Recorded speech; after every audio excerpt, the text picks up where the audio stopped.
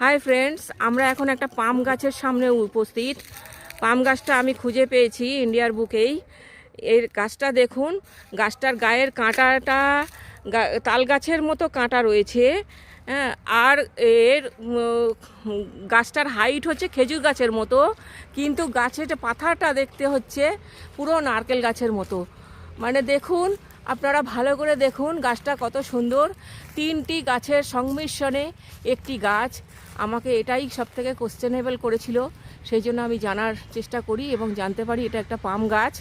এই পাম গাছ হচ্ছে একটা জৈব অয়েল গাছ।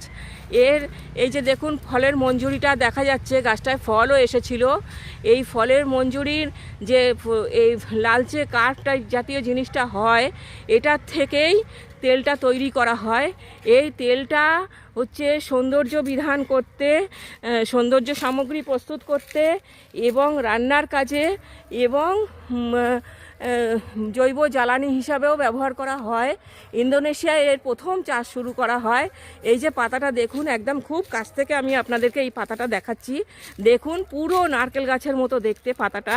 হ্যাঁ, ইন্দোনেশিয়ায় এই চাষটা হয় এবং এর তেলটা হচ্ছে এখন বায়োডিজেল হিসাবে ব্যবহৃত হচ্ছে, খাদ্য সামগ্রী হিসেবেও ব্যবহার হয়।